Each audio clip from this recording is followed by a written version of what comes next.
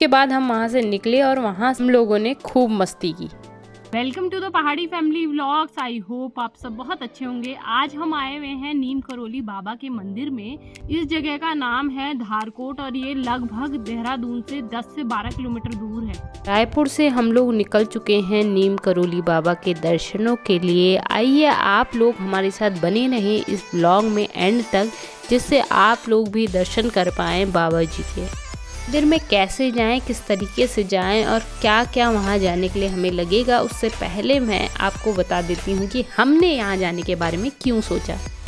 कल रात डिसाइड हुआ था कि हम लोग जाएंगे धारी देवी, लेकिन सुबह जब हमें लेट हो गई तो फिर हमने डिसाइड किया कि हम लोग जाएंगे नीलकंठ।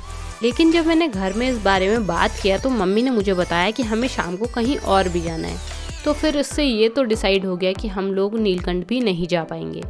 फिर हम लोगों ने डिस्कस किया और फाइनली डिसीज़न पे पहुँचे कि आज हम लोग जाएंगे नीम करोली बाबा के यहाँ, जहाँ हम लोग बहुत टाइम से जाना चाहते थे। मैं काफ़ी सारे मंदिरों में जाती रहती हूँ। लास्ट टाइम मैं गई थी संतला देवी मंदिर। अगर किसी ने वो ब्लॉग नहीं देखा है तो प्लीज़ जाइए, आई बटन पे लिंक है, वहाँ से आप लोग उस ब्लॉग को देखिए और खूब सारे लाइक्स कर अपना प्यार बांटिए। बाबा जी के बारे में कौन नहीं जानता है, लगभग सभी लोग बाबा जी के बारे में बहुत अच्छे से जानते हैं। इनका मेन मंदिर कैंची धाम नैनीताल में है। कई लोग इन्हें चमत्कारी बाबा के नाम से भी जानते हैं। 1962 में बाबा जी कैंची नाम के एक छोटे से गांव में पहुंचे। बहुत से सन्यासी जो पहले से ही कभी यहाँ तपस्या करते रहे होंगे, उनकी तपस्थली को ढूंढकर बाबा जी ने लोगों से कहा कि मैं यहाँ पर हनुमान जी का मंदिर बनाऊंगा। फिर वो अपने काम में लग गए और कुछ समय बाद उन्होंने मिट्टी और गोबर से हनुमान जी की एक सुंदर मूर्ति बनाई। उनके चमत्कारों की चर्चा काफ़ी दूर दूर तक है। चलिए हम लोग पहुंचने वाले हैं बाबा जी के मंदिर के उस रास्ते पे, तो देखिए हम लोगों के साथ कि किस तरीके से आपको जाना है इस रास्ते पे, जो आपको लेकर जाएगा सीधे बाबा जी के मंदिर में। हम लोग रायपुर की साइड से आ रहे हैं और लेफ़्ट साइड से हम लोगों को निकलना है धारकोट के लिए। जब आप घर से निकलेंगे और यहाँ तक पहुँच जाएंगे तो यहाँ से फिर आपको सीधे चलते जाना है उसी रोड पे। ये लास्ट रोड वहीं पे रुकेगी जहाँ पर आपको पहुँचना है और डायरेक्शंस आपको दी गई हैं। जगह जगह पे मैं आपको दिखाती भी जाऊँगी कि बोर्ड लगे हुए हैं, डायरेक्शंस दी हुई हैं। और सुंदर से रास्ते के इस सफ़र में आप कब पहुँच जाएंगे बाबा जी के मंदिर में, आपको पता भी नहीं चलेगा।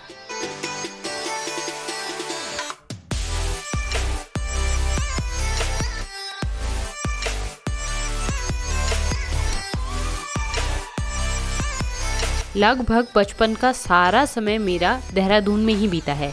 धारकोट का ये रास्ता इतना सुंदर होगा मुझे कोई भी आइडिया नहीं था, लेकिन इस खूबसूरती को देखकर अब मेरा रुकने का मन कर रहा है। तो आज हम लोग रुकने वाले हैं अपने इस ट्रिप के पहले स्टॉप पे, जहां रुककर हम आपको दिखाएंगे देहरादून की खूबसूरती के सिनेमैटिक शॉट्स।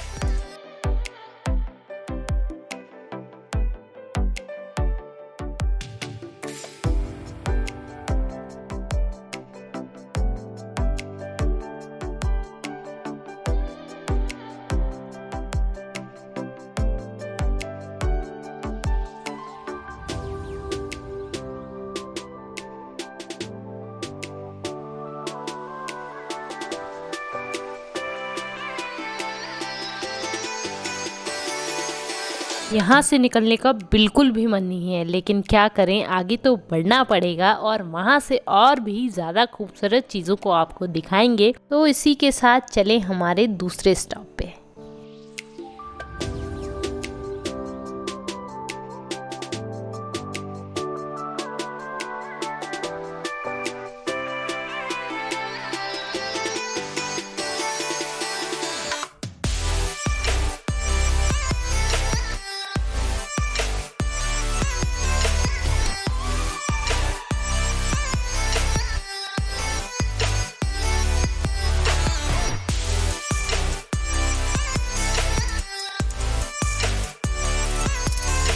दूसरा स्टॉप हमने आपको दिखाया, आप लोगों को आई होप पसंद भी आ रहा होगा। अगर आपको पसंद आ रहा है तो हमें कमेंट बॉक्स में बताइए, जिससे हमें पता चल सके कि आप हमारे साथ कितना एंजॉय कर रहे हैं।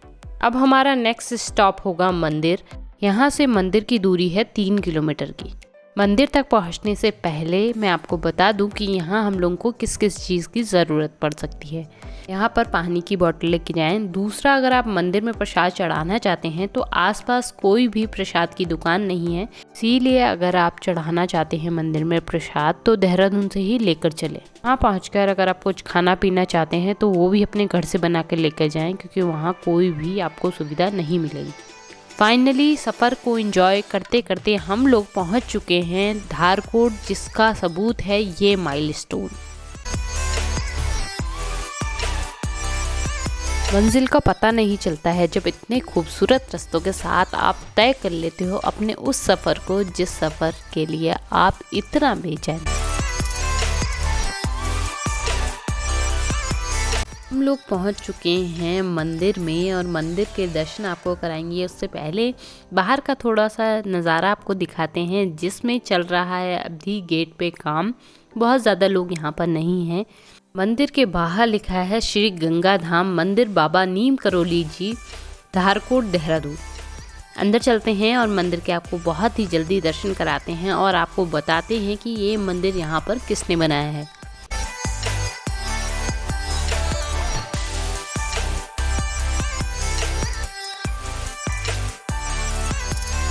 मंदिर ना ही ज़्यादा बड़ा और ना ही ज़्यादा छोटा है। आप जैसे देख सकते हो मंदिर की चोटी कितनी खूबसूरत दिखने में लग रही है। मंदिर को मुजफ्फरनगर के स्वर्गीय चौधरी विजय त्यागी जी ने बाबा जी के सम्मान में बनाया था।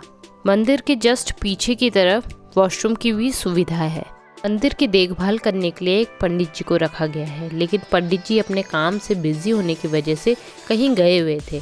तो वहाँ पर उनकी वाइफ हमें मिली जो बहुत ही अच्छी थी। उन्होंने हमें वहाँ पर पहुँच के खाने तक के लिए पूछा। चलिए अब चलते हैं मंदिर के अंदर और दर्शन कर लेते हैं।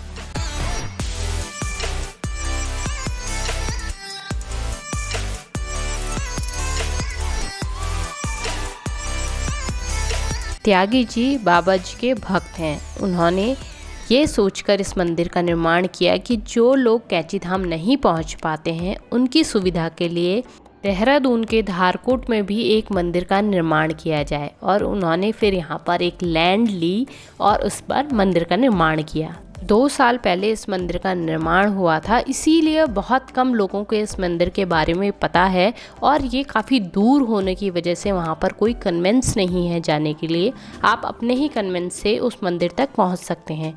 इस वजह से वहाँ पर बहुत ज़्यादा भीड़ नहीं थी। कुछ एक लोग हमसे पहले वहाँ दर्शन कर रहे थे और 2-4 लोग बाद में आए।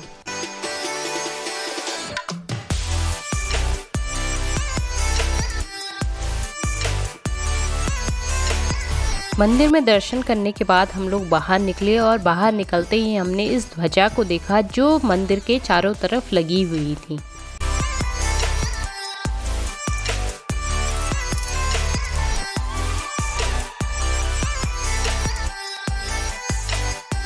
मंदिर में दर्शन करने के बाद हम लोग आ गए हैं बाहर की तरफ और अब हम लोग मंदिर के सीधे सामने एक मंदिर और है जहां पर हम जाने के लिए हो गए हैं तैयार। आप लोग भी चलिए हम लोगों के साथ दूसरे मंदिर के दर्शनों के लिए। थोड़ी ही दूर चलने के बाद हम लोग पहुंच गए मंदिर में और मंदिर का दरवाज़ा बंद था तो हम लोगों ने बाहर ही से दर्शन किए। उसके बाद हम वहां से निकले और वहां हम लोगों ने खूब मस्ती की। आपको कैसा लगा यहाँ पे आके? लगा, बहुत अच्छा लगा।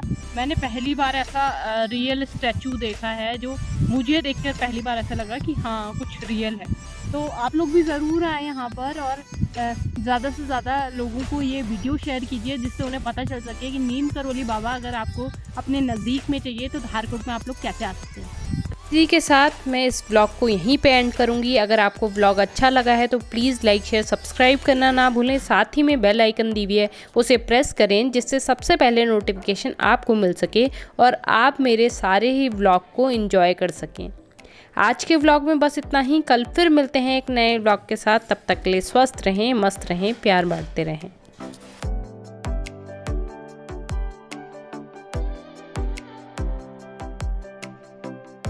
तो अपना बोल मैं पाठ कर दूं।